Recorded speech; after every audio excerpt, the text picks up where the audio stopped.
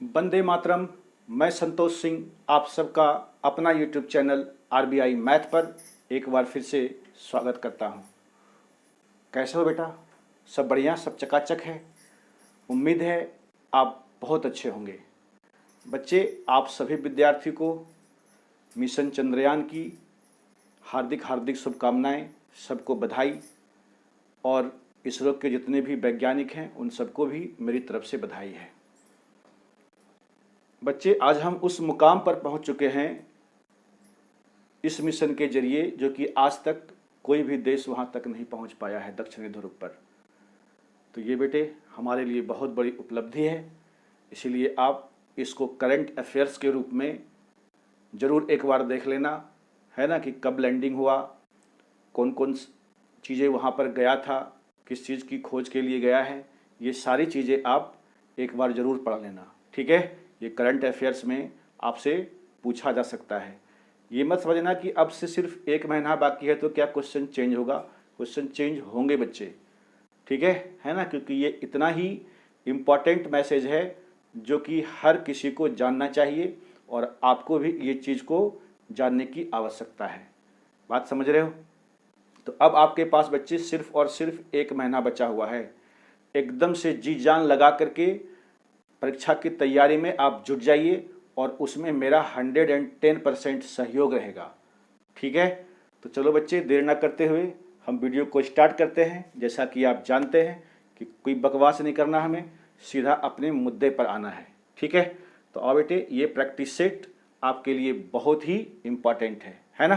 तो चलिए चलते हैं अब अपने क्वेश्चन की तरफ। क्वेश्चन नंबर 1 आपके बोर्ड पर दिख रहा है बेटा, दिख रहा है गाइस। क्वेश्चन नंबर 1 कहता है बेटा कि 12, 15 तथा 21 का मौसम ज्ञात कीजिए। 12, 15 और 21 का आपको क्या निकालना है सर? HCF, यानी हाईएस्ट कॉमन फैक्टर, महत्तम समापवर्तक, ठीक है ना। तो कैसे निकालोगे? इसके निकालने के कई तरीके हैं गाइस, है ना। निकालने के तरीके क्या हैं? एक तो भाग विधि से आप निकालते हैं, लेकिन हम जो आपको मेथड आज सिखाएंगे वो एकदम से सुपर फास्ट मेथड होगा। जरा ध्यान से देखिएगा। चाहे संख्या कितनी भी क्यों ना हो, आप हमेशा उन 2 नंबर का डिफरेंस निकालेंगे जो मिनिमम होगा। मिनिमम का मतलब छोटा से छोटा डिफरेंस, ठीक है। और वही डिफरेंस HCF होगा, और अगर वो HCF होगा तो सभी संख्या को काट देगा। लेकिन हमेशा ऐसा हो नहीं सकता कि डिफरेंस ही HCF होगा, ठीक है। और जब HCF होगा तो सबको क्या करेगा? जितना संख्या दे रखा है उसको काट देगा। क्लियर है? अगर वो डिफरेंस HCF नहीं हुआ, अर्थात सबको नहीं काट पाया, तो उससे छोटी संख्या ही हमेशा HCF होगी और उसका फैक्टर निकाल देंगे। उसका फैक्टर ही कोई एक फैक्टर, जो बड़ा वाला फैक्टर होगा वही उसका HCF होगा। बात समझ रहे हो? आइए यहां ध्यान से देखिए। हमने ये देखा बेटा कि 12 और 15 के बीच सबसे मिनिमम डिफरेंस है। डिफरेंस का मतलब घटाओ, बड़का छोटका घटा दीजिए। तो 15 में से 12 गया, कितना हुआ? 3। अब हम चेक करेंगे क्या ये जो मिनिमम डिफरेंस है हमारा ये HCF है। तो कैसे चेक करेंगे? अगर ये 3 HCF होगा तो इन सारी संख्या को, ये तीनों संख्या को क्या करेगा? काट देगा, ठीक है। आइए देखिए, 3 चौक 12, 3 पचे 15, 3 सती 21, बस हो गया। ये सबको काट रहा है, इसका मतलब यही इस संख्या का क्या है? HCF है। आंसर है यही 3 क्या है बने बच्चे? HCF है। आप कभी भी भाग विधि से इसको बनाने की कोशिश मत करना, नहीं तो आपका टाइम बर्बाद होगा। आंसर तो आपका चला आएगा, लेकिन आपका समय बर्बाद हो जाएगा और आप पूरा क्वेश्चन कर नहीं पाएंगे। बात समझ रहे हो? मेरी बात को ध्यान से सुनना। जैसे जैसे हम आपको समझा रहे हैं उसी तरीके से आप समझते चले जाइए, है कि नहीं। और यदि आप अलर बलर चीज़ सोचोगे तो फिर बेटा मर्जी आपकी है, ठीक है। तो HCF निकालने का तरीका क्या है? हम मिनिमम डिफरेंस ढूंढेंगे किसी भी 2 संख्याओं का, ठीक। अगर वो मिनिमम डिफरेंस HCF है तो वो सब संख्या को क्या करेगा? काट देगा। अगर नहीं काट पाएगा तो उसका फैक्टर होगा, और फैक्टर कौन सा? बड़ा वाला फैक्टर, ठीक है। और फैक्टर निकालने आप जानते हैं, है कि नहीं है। तो इस तरीके से HCF हम डायरेक्ट मुंजवानी निकाल देंगे एकदम धड़ाक से। बात समझ रहे हो हैं। चलिए तो ये इसको बच्चे अब हम मिटाते हैं। ये था गाइज क्वेश्चन नंबर 1 और इसको भी हमने बड़े ही लाड़ प्यार से आपको समझाया। आओ बच्चे क्वेश्चन नंबर 2 की तरफ चलते हैं। कहता है दो दोस्त है रिया और प्रिया। रिया और प्रिया एक साथ एक ही दिशा में एक वृत्ताकार पथ का पूरा चक्कर लगाने में क्रमशः 10 मिनट और 15 मिनट का समय लेती है। तो कहता है कितने समय बाद वे परस्पर मिलेगी। ध्यान देना बेटा, एकदम बड़ी आराम से चीजों को, चाहे 2 दोस्त हो या 3 या 4 या चाहे 5, आपको घबराना नहीं है। बस आपको पकड़ना क्या है उस चीज में, क्या सारे दोस्त सारे बंदे एक ही समय पर एक वृत्ताकार पथ पर चक्कर लगाना शुरू किया और एक ही दिशा में। ठीक है, टाइप को पकड़ना, मेरी बात को ध्यान से समझना। दोस्त चाहे लड़के चाहे कितना भी हो या चाहे लड़कियां कितनी भी हो, अगर वो वृत्ताकार पथ पर चक्कर लगाती है तो वो क्या एक ही बिंदु से एक ही समय पर स्टार्ट लिया है।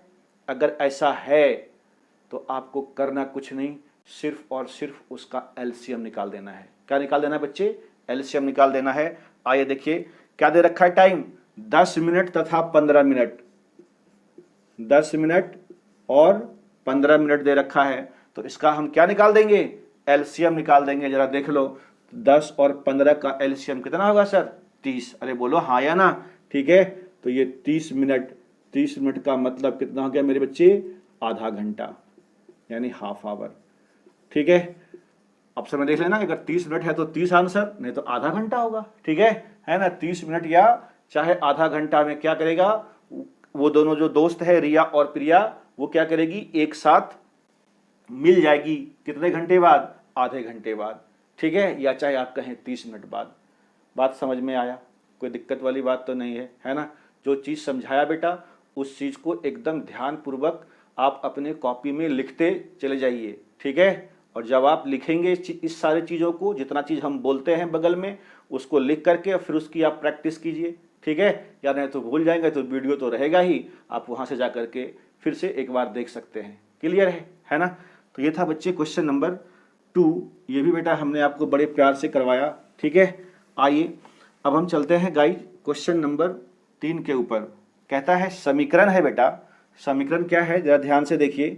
6x² 6x क्यूब है ना, 6x³ plus 5x² 5x² minus 12x plus 4 बराबर 0।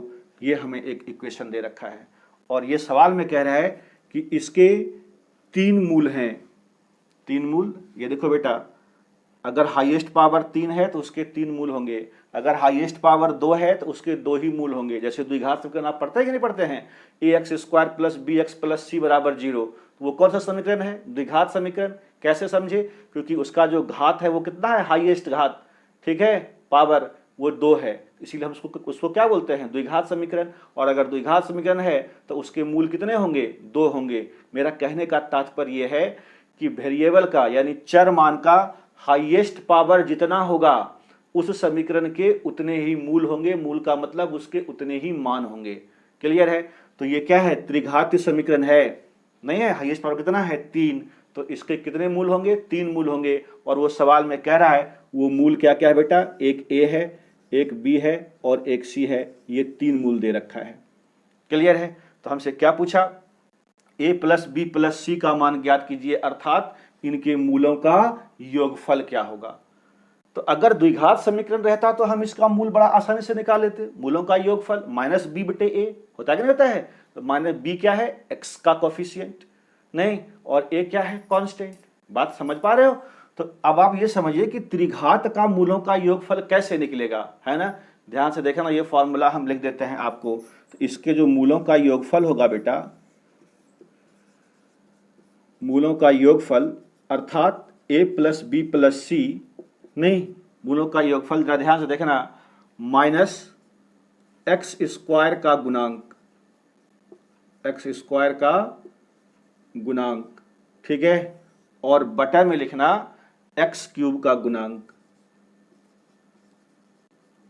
एक्स क्यूब एक्स का बराबर 3 का गुणांक।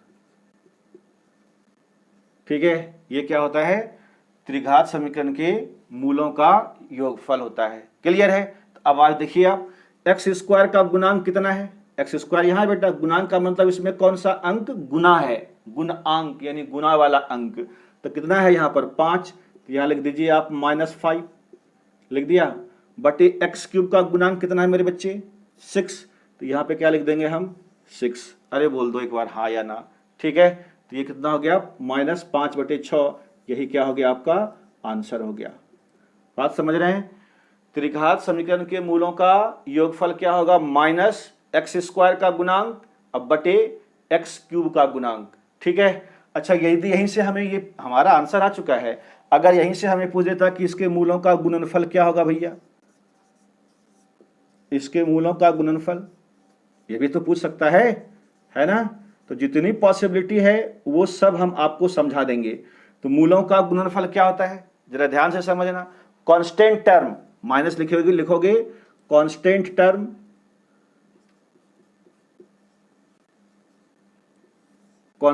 टर्म बटे एक्स क्यूब का गुणांक, बटे एक्स क्यूब का गुणांक। ठीक है, तो बताइए यहां पर कांस्टेंट टर्म क्या है हमारा 4 है, और एक्स क्यूब का गुणांक कितना है 6 है, तो ये हो जाएगा -4 अब बटे एक्स क्यूब का गुणांक 6, इसको काट दोगे 2 दूनी 4 2 तिया 6 यानी -2/3। बात समझ पा रहे हो। ठीक है, ये हमसे पूछा नहीं है लेकिन एग्जाम में आपसे पूछ सकता है। अगर योगफल पूछ सकता है तो गुणनफल क्यों नहीं पूछ सकता भाई, है कि नहीं है। और इसी को शॉर्ट में लिखने का तरीका वो क्या हो जाएगा, जैसे ए बी सी इसका मूल है, तो a इंटू बी इंटू सी, और इसको कहेगा a प्लस बी प्लस सी। ये तो हुआ मूलों का योगफल, है कि नहीं है, और ये हुआ मूलों का गुणनफल। ठीक, बात समझ में आया। तो इस चीज को आप कॉपी में लिख लेना, और फिर इस पर यदि सवाल आता है योगफल बोलेगा तो -एक्स स्क्वायर का गुणांक बटे एक्स क्यूब का गुणांक, अगर गुणनफल पूछेगा तो माइनस कांस्टेंट टर्म बटे एक्स क्यूब का गुणांक। बात समझ रहे हो, कोई दिक्कत वाली बात तो नहीं है ना। बस इसको सिर्फ आप पुट कर दीजिए, आपका आंसर तुरंत चला आएगा। अरे बोलो ठीक है, समझे कि नहीं समझे, समझ गए। चलिए, ये क्वेश्चन नंबर 3 था बेटा। ठीक है ना। क्वेश्चन नंबर 3 भी हमने आपको करा दिया। अब हम चलते हैं गाइज क्वेश्चन नंबर 4 की तरफ। क्वेश्चन नंबर 4 जरा देखना बेटा, बहुत ही वायरल क्वेश्चन है ये, हम आपको एकदम एक लाइन में चुटकियों में समझा देंगे। ठीक है, कहता है एक सैनिक छावनी में, टाइप करना, ये सैनिक छावनी वाला सब सवाल जो है ना बच्चे, ये अक्सर एग्जाम में आते हैं। ठीक है, एक सैनिक छावनी में 150 सैनिकों के लिए 45 दिन की खाद्य सामग्री थी। कितने सैनिकों के लिए सर, 150 सैनिकों के लिए। आप लिख दीजिए ये सैनिक की संख्या है, 150 सैनिक लिखा, कितने दिन के लिए थे 45 दिन के लिए। 45 दिन आप यहां पर लिख करके इसको छोड़ दीजिए अभी फिलहाल। ठीक है, ठीक, ये आदमी हो गया M1। अब हम यहां पर D1 लिखेंगे। कहता है 10 दिन बाद 25 सैनिक चले गए। 10 दिन बाद 25 सैनिक क्या हुआ बेटा, चला गया। तो 10 दिन बाद का मतलब होता है घटा देना। तो 45 दिन की खाद्य सामग्री थी, इसमें आप 10 दिन घटा दीजिए, 10 दिन घटा दीजिए तो कितना हो जाएगा बताइए, 35 दिन। नहीं तो ये M1 इंटू D1 ये 35 लिखिए बराबर। ठीक है, अब ध्यान दीजिएगा कितना सैनिक गया, तो 25 सैनिक गया, लिखा हुआ 25 सैनिक था कितना बेटा 150। 150 सैनिकों में से 25 सैनिक चला गया, तो बताइए अब कितना सैनिक बचा होगा। नहीं 125 बचा होगा, 150 में से 25 चला गया, तो अब उस छावनी में कितना 125 सैनिक ही रहा होगा। और ये भोजन सामग्री कितने दिन चलेगी नहीं पता, तो हमने कह दिया ये D2 दिन, D मतलब डे। क्लियर है, M1 D1 बराबर M2 D2 बता चुके हैं आपको, है कि नहीं। ठीक है, जो बच्चे आज ही जुड़े हो वो पिछले वाला वीडियो जा करके देख लेना। ठीक है, जो हमने बिहार पुलिस का सेट करवा रखा है, आपको मिल जाएगा ये M1 D1 H1, करीब करीब हर सेट में इस तरह के सवाल हैं। क्लियर है ना। नहीं तो आप 2-3 सेट देखो, पता चल जाएगा आपको। अब हम क्या करेंगे, इसको काट देंगे, बस करना कुछ नहीं है ना बेटा। तो बोलो ये 25 पचे 25 से और 25 छके 150, ये हो गया 5 सते 35 और 7 छक 42, यानी 42 दिन लगेगा इसको, 42 दिन और चलेगा ये खाद्य सामग्री। बात समझे? ठीक है, तो यही 42 डेज क्या हो गया आपका आंसर है। बात समझ रहे हो? बहुत ही वायरल क्वेश्चन है, और देखो हमने आपको इसको कितने शॉर्ट तरीके में आपको समझा दिया। ठीक है, एकदम से शॉर्ट तरीका, एक लाइन में। ठीक, आप इस चीज को गांठ बांध लीजिए कि इस सवाल को बनने का ये जो तरीका है ये एकदम से बेटा यूनिक है। बात समझ रहे हैं कि नहीं, है ना? तो चलो बच्चे, ये भी सवाल हमने आपको करवा दिया सर। क्वेश्चन नंबर 4 था गाइस, है ना? बहुत बढ़िया। क्वेश्चन नंबर 4 के बाद अब बारी है सरकार क्वेश्चन नंबर 5 की। क्वेश्चन नंबर 5 अब आपके बोर्ड पर चमक रहा है गाइस, है ना? क्वेश्चन नंबर 5 कहता है भैया, एक राशि चक्रवृद्धि ब्याज पर 3 वर्ष में 800 रुपया। ठीक है, ये राशि कुछ भी रहा होगा, हमको नहीं पता। ठीक, ये राशि कुछ भी रहा होगा, लेकिन ये कहता है कि भैया ये 3 साल में कितना हो गया सर? 800 रुपया हो गया। क्लियर है? 800 रुपया, तथा 4 वर्ष में 840 रुपया हो जाती है। ये राशि 4 वर्ष में कितना हो गया सर? 840 हो गया। ठीक है, 800 रुपये। तो कहता है कि ब्याज की प्रतिशत दर ज्ञात कीजिए, ब्याज की प्रतिशत दर ज्ञात कीजिए तथा 4 वर्षों में। ठीक है, कौन सी राशि? ये नहीं, ये वाली राशि ना बेटा। तो 3 साल तो हो चुका है, ये 1 साल और होगा, तब तो 4 साल होगा। नहीं, 3 वर्ष ये हो गया। अब कहता है 4 साल में होती है, तो 3 साल तो हो चुका है, 1 साल और होगा। क्लियर है ना? अब आप बताइए, रेट निकालने के लिए हमें क्या चाहिए सर? 1 साल का ही तो प्रिंसिपल चाहिए, और क्या चाहिए? 1 साल का, बोलिए ना, 1 साल का ब्याज चाहिए। 1 साल का प्रिंसिपल और 1 साल का ब्याज नहीं। तो बताइए, अब ये राशि 800 से 840 हो गई है, 1 साल तो है ही हमारा नहीं। ये जो बढ़ गया वो क्या बढ़ा होगा सर? ब्याज बढ़ा होगा, है कि नहीं है? तो कितना ब्याज बढ़ गया? 800 था 840, जो बढ़ता है या घटता है वो क्या होता है? ब्याज है। तो ये 40 क्या हो गया हमारा ब्याज? कितने सालों का? 1 साल का। ठीक है, और रेट किस पर निकलेगा? प्रिंसिपल पर निकलेगा। तो प्रिंसिपल है कितना बेटा? 800। और परसेंट निकालने के लिए 100 से मल्टीप्लाई कर दीजिए। ठीक है, ये 2 0 2 0 कट जाएगा, 8 पचे 40, यानी यही 5% रेट है आपका वार्षिक, है कि नहीं? बात समझे हैं? ठीक है, ये जो दूसरे साल का अमाउंट है वो तीसरे साल के लिए वो क्या बन जाता है? प्रिंसिपल बन जाता है।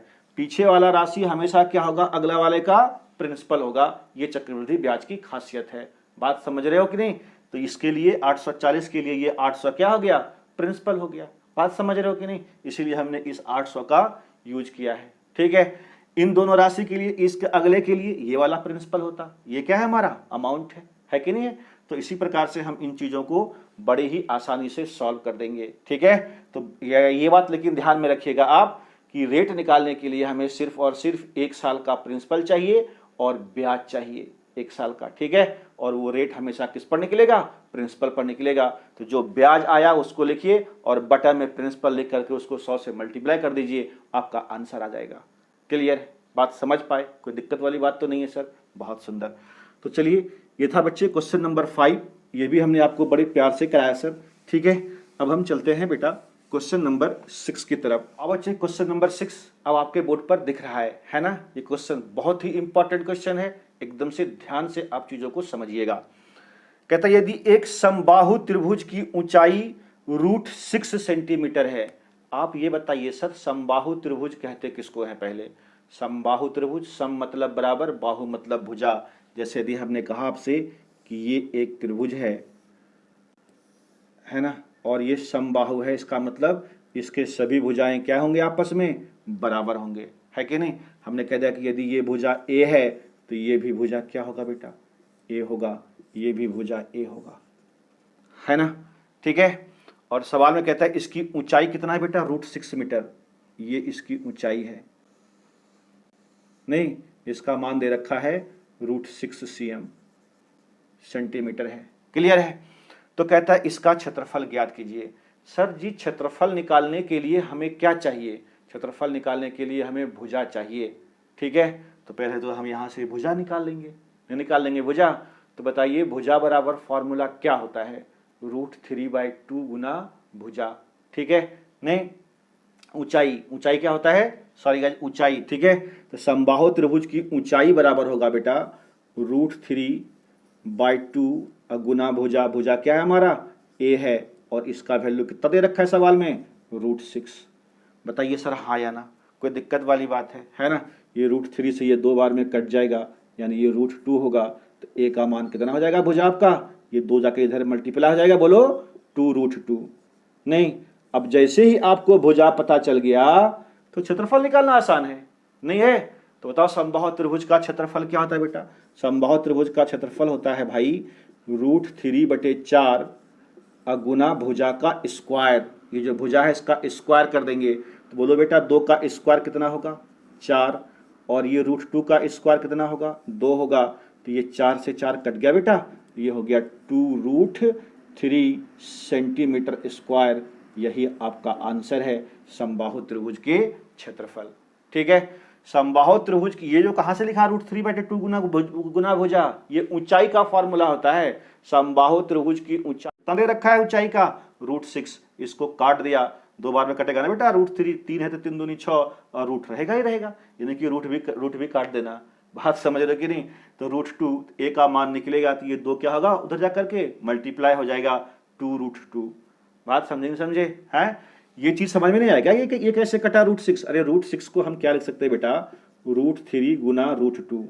अब देखिए √3 से √3 कट जाएगा, तो √2 ही तो बचेगा, बोलो ना हाँ या ना, है।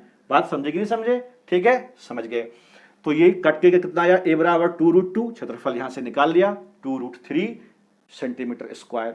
बात समझे गाइस, है, कोई दिक्कत वाली बात तो नहीं है, समझ पा रहे हो ना बेटा। अगर समझ पा रहे हो सर तो प्लीज एक बार लाइक कर दीजिए और सब्सक्राइब कर दीजिए बेटा, ताकि हम आपको और अच्छे तरीके से चीजों को डिलीवर कर सके।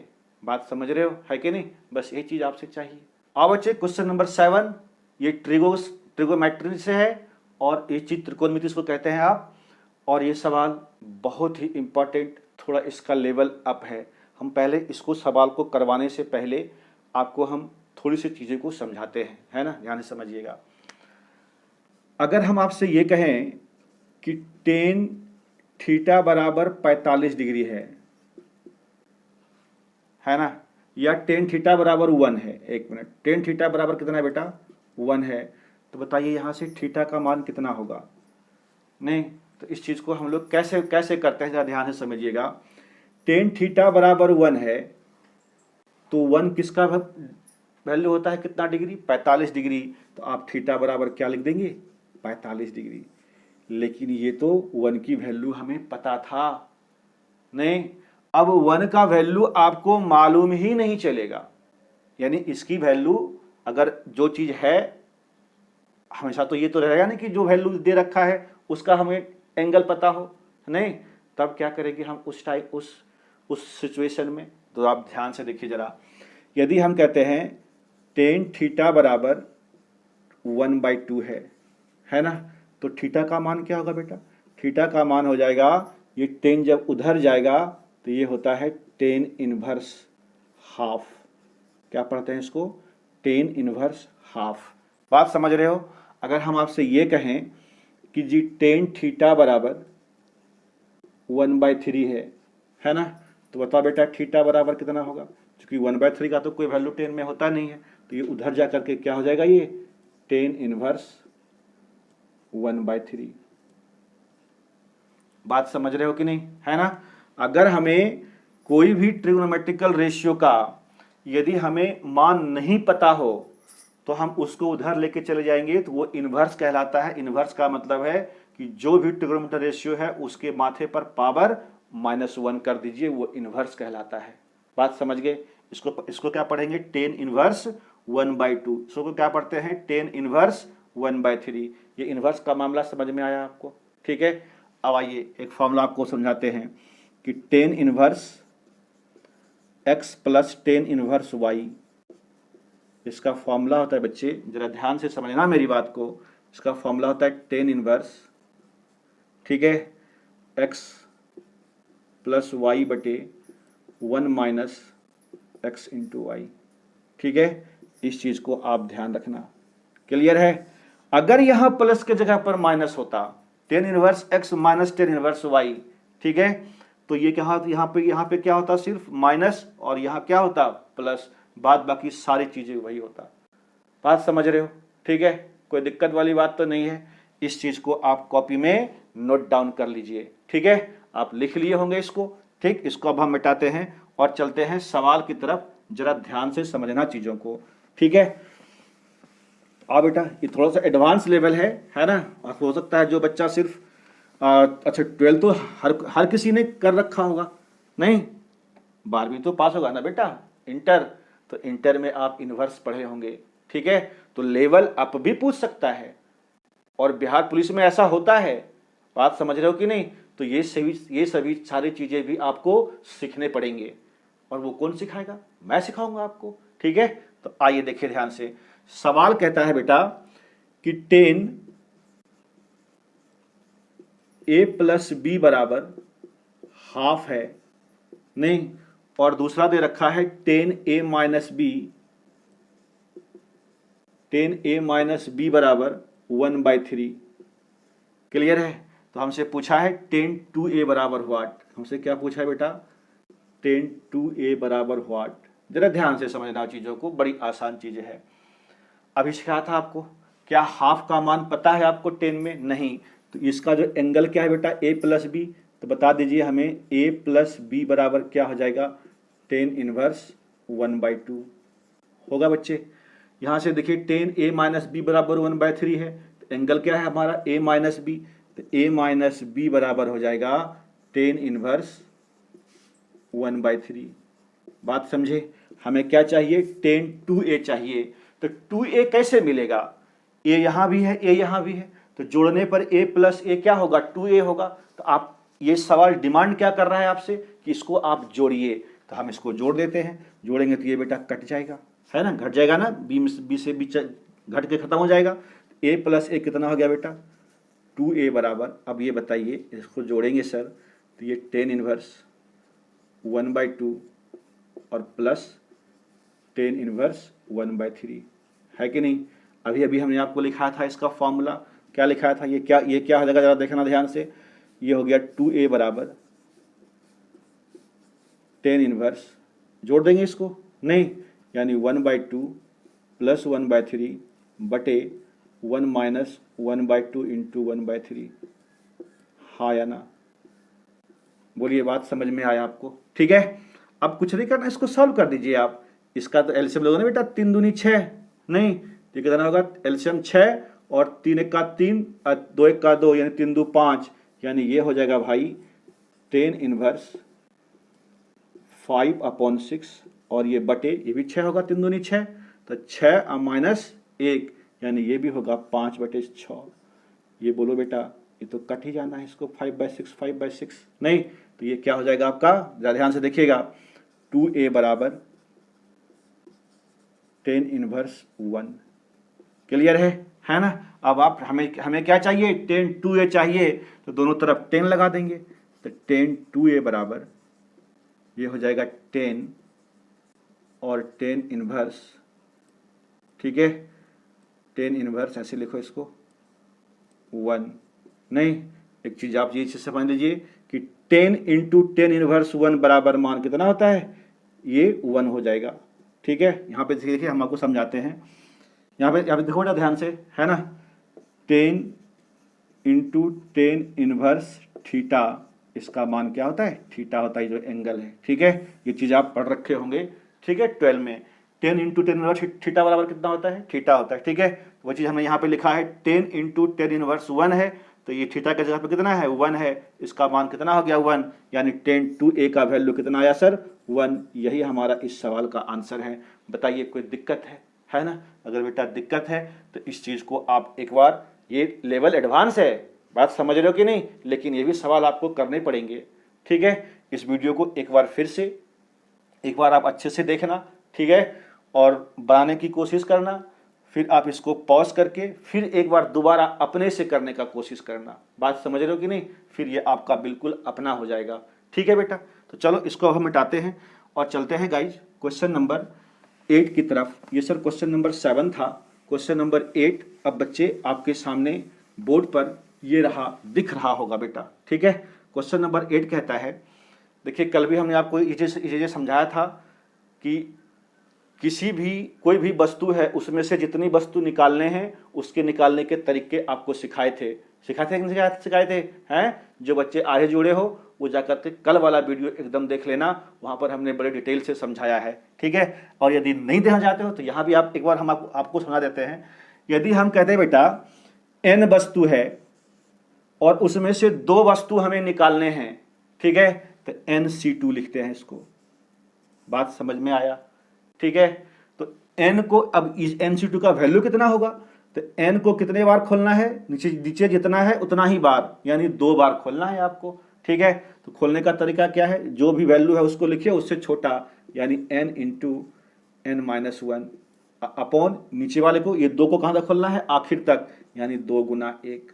बात समझ पा रहे हो कि नहीं, है ना। तो इसी चीज पर हम ये सवाल करेंगे और ये चीजें हमने कल भी आपको सिखा रखा था। क्लियर है ना। आइए जरा ध्यान से समझिएगा। सवाल कहता है कि यदि ताश के 52 पत्तों में से 2 पत्ते यादृच्छा खींचे जाते हैं, कितने पत्ते थे टोटल, 52 पत्ता, और 52 में से कितना खींचना है आपको, 2 पत्ता। तो बताइए सर क्या लिखिएगा आप, 52C2 लिखिएगा, हैं, ठीक है। अब 52 को कितने बार खोलेंगे, 2 बार, कितना होगा ये 52 गुना 1 कम इसका 51 बटे, और नीचे वाले को आखिर तक खोलना है, यानी 2 गुना 1। बोलो बेटा कोई दिक्कत है ना, समझ पाए।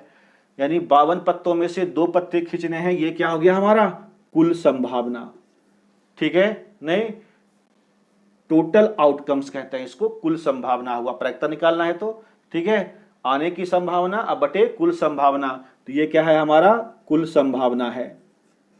क्या है बच्चे, ये कुल संभावना, ठीक है। अब आने की संभावना क्या पूछ रहा है हमसे, तो कहता है दोनों के एक्का होने की प्रायिकता, एक्का समझते हो इसको, टिक्का कहते हो रे, ठीक है।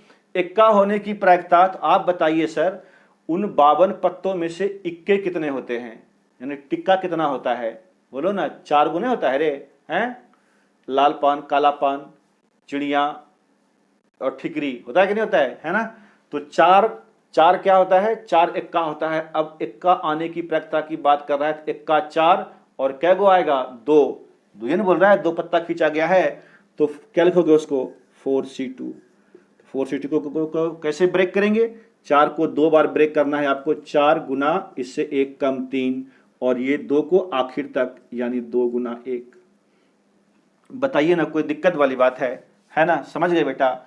तो हमसे क्या पूछा यहाँ से, प्रायिकता क्या है, आप जानते हैं प्रायिकता बराबर, ठीक है, नहीं जानते तो यहाँ सीख लीजिए।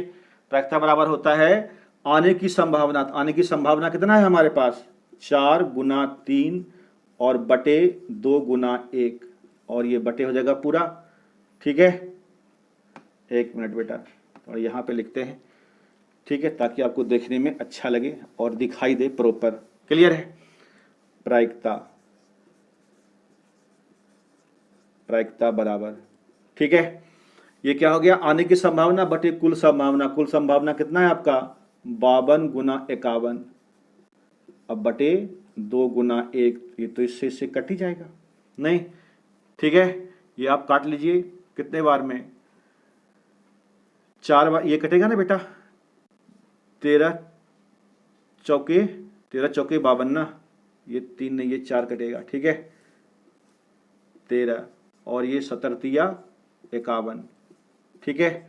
यानी कितना हो गया आपका 1/13 गुना 17, इसको गुना कर लीजिए आप, 17 51 के 1 हाथ में कितना रह गया 5, 17 का 17, और 17 5, 17 3 20 और 2 22,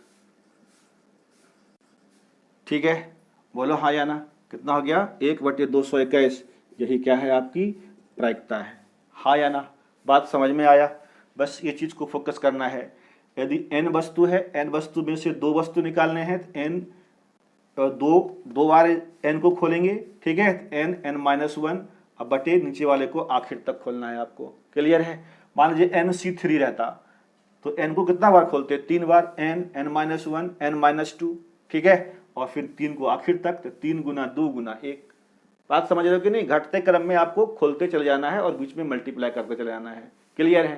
बात समझ पा रहे हो कि नहीं समझ पा रहे हो? ये सब चीज बेटा लेवल अब का है। अब जैसे जैसे एग्जाम नजदीक आते चला जाएगा उस तरीके से लेवल भी आपका बढ़ता चला जाएगा। बात समझ रहे हो कि नहीं? इसीलिए ध्यान पूर्वक वीडियो को देखना, स्किप मत करना, नहीं तो फिर आपका बेड़ा गर्क है।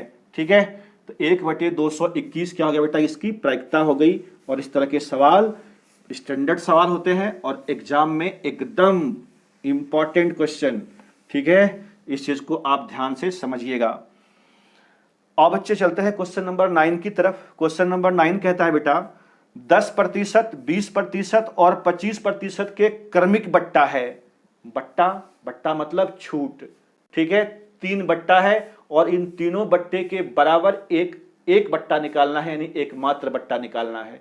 ठीक है, तो बट्टा बेटा किस पर दिया जाता है? एमपी पर, यानी अंकित मूल्य पर। ठीक है, आइए देखिए हम आपको सब समझाते हैं।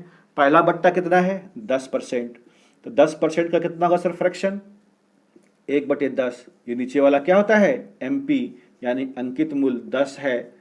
ठीक है, और 1 रुपये का छूट दिया, तो बोलो बेटा कितने में बेचा होगा? 10 की वस्तु 9 में बेचा होगा। क्लियर है? दूसरा है सर 20%। 20% कितना होता है बेटा? 20/2500 यानी 1/5। नीचे वाला क्या होता है? एमपी। तो ये 5, 1 रुपये का छूट दिया तो कितने में बेचा होगा? 4 में बेच दिया। ठीक है, और तीसरा बेटा 25%। 25% का मतलब होता है 1/4। अब एमपी 4 हुआ, 1 का छूट मिला आपको, तो कितने में बेचा होगा? 3 में बेचा होगा।